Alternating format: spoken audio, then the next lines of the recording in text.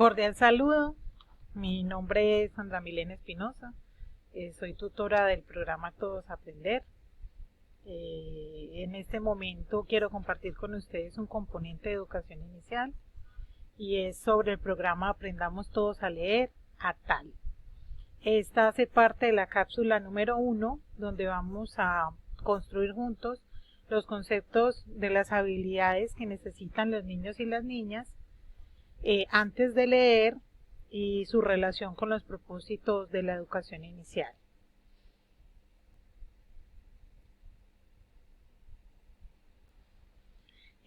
Como podemos observar, para leer y escribir en educación inicial, tenemos que tener una preparación previa que consiste en entrenar las funciones ejecutivas, entrenar la conciencia fonológica, estimular el desarrollo psicomotor y la ubicación espacial, tener clara la identificación del esquema corporal, entrenar habilidades visoespaciales, entrenar la lateralidad, y todas esas cosas las trabajamos en los primeros años de vida de los niños. El Ministerio de Educación Nacional, a través de las bases curriculares y los derechos básicos de aprendizaje, DBA, tiene muy en cuenta todo este entrenamiento previo y todo lo que hace parte del desarrollo integral de los niños y las niñas. Vamos a leer el primer propósito de la educación inicial, que dice: los niños y las niñas construyen su identidad en relación con otros, se sienten queridos y valoran positivamente pertenecer a una familia, cultura y mundo. En los derechos básicos de aprendizaje que nos propone básicamente: conocen su cuerpo, experimentan movimientos y se desplazan por el espacio. Entonces está en sintonía con estas habilidades previas que estamos observando acá.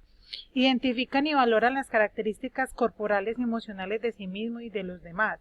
Sí, porque los niños empiezan ya a hacer comparaciones de las estaturas de ellos en relación con las de sus compañeros y empiezan a comparar sus rasgos físicos con el de las personas que los rodean.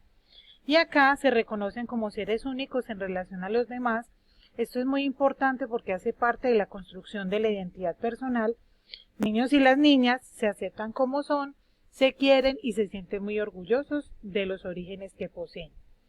Lo más importante, digamos, de esta diapositiva es estas preguntas reflexivas. En este momento de pandemia es urgente hacer esta reflexión. Entonces las preguntas dicen: ¿cuáles son las características tanto físicas como emocionales que la familia reconoce y valora de los niños y las niñas? Los papás no saben que deben hacer este trabajo porque se supone que nos corresponde a nosotros como maestros y maestras. Pero ahora, en vista de esta emergencia, tenemos que tener muy en cuenta estos factores a la hora de hacer la redacción de las guías remotas que enviamos a la casa y también de infografías o otras instrucciones, otros medios o canales de comunicación que usemos. Aquí dice la otra pregunta: ¿cómo tiene en cuenta la diversidad y las particularidades de cada niño? Profes, recordemos que al inicio del año escolar nosotros debemos hacer unos diagnósticos, debemos hacer unas observaciones de cómo están llegando los niños al aula.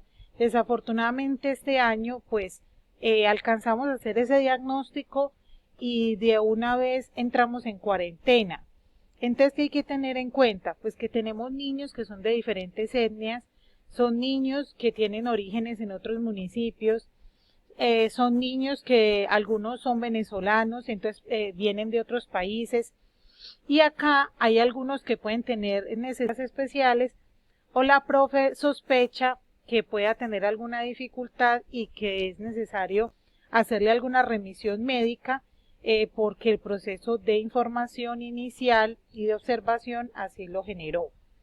Luego en esta emergencia tuvimos que hacer otro tipo de diagnóstico, como las condiciones en las que ellos están en casa, la forma como viven, los cuidadores que tienen al lado, los padres de familia, los acompañantes en los procesos de enseñanza-aprendizaje, porque a veces no son los padres los que están directamente relacionados, entonces hay que tener muy en cuenta también a los cuidadores.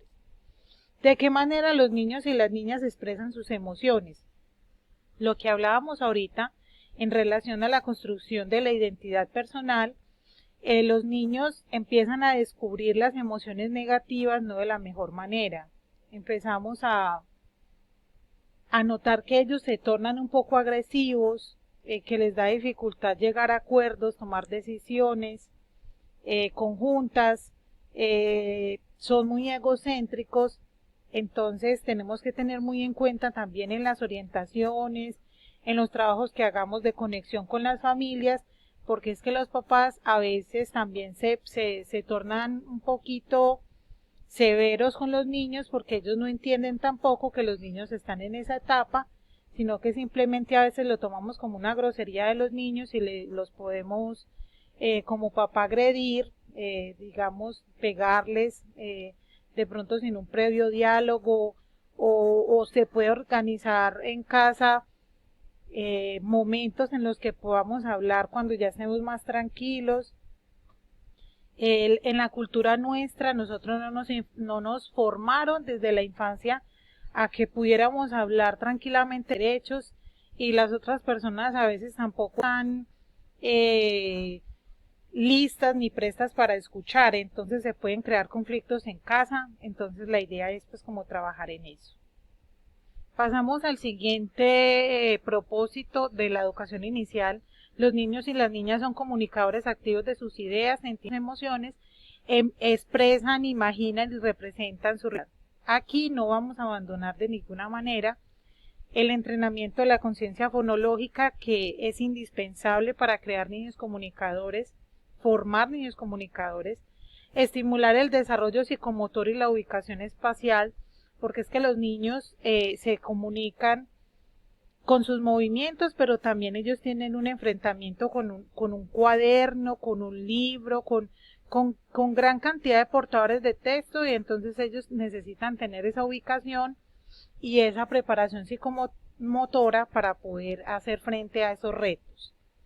Entonces dice aquí, comunica sus opiniones, sentimientos y deseos de manera verbal y no verbal, representa el mundo a través de experiencias artísticas y escribe de 1000 maneras, dándole significado y sentido a sus códigos de escritura. Entonces, preguntas: ¿por qué es importante incentivar en los niños y las niñas una escucha activa? Esta sí que es una pregunta muy importante, porque nosotros no fuimos educados para escuchar, ni para ser escuchados. Tenemos que tener muy en cuenta que en la casa los padres se mantienen muy ocupados haciéndole frente a las otras responsabilidades. Algunos tienen que trabajar, otros tienen que salir a hacer las compras, y a veces cuando los niños se quieren comunicar no son escuchados.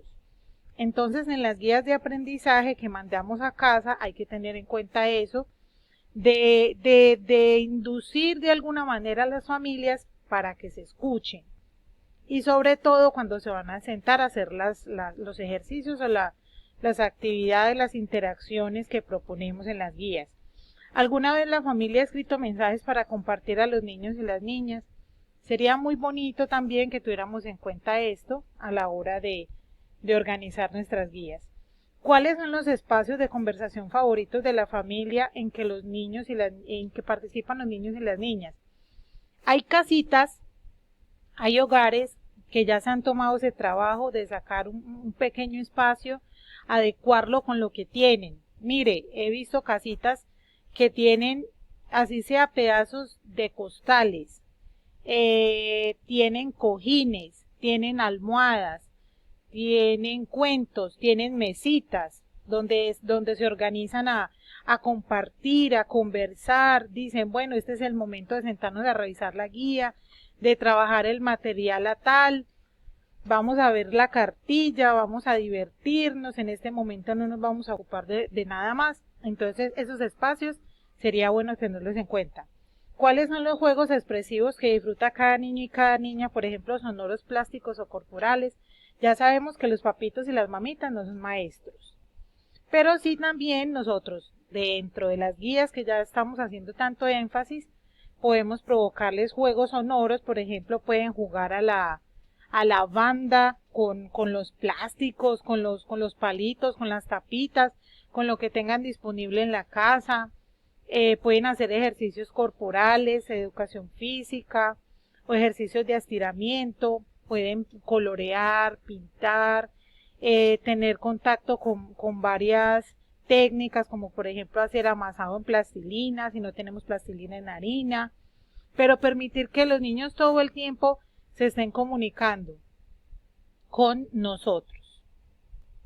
Pasamos al último propósito de la educación inicial, que es: los niños y las niñas disfrutan aprender, exploran y se relacionan con el mundo para comprenderlo y construirlo.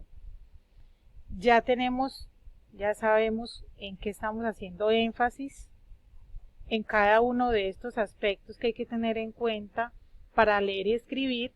Entonces, volvemos a que las bases curriculares a través de los derechos básicos de aprendizaje dicen que se relacionan con el espacio a través de su cuerpo en interacción con los objetos.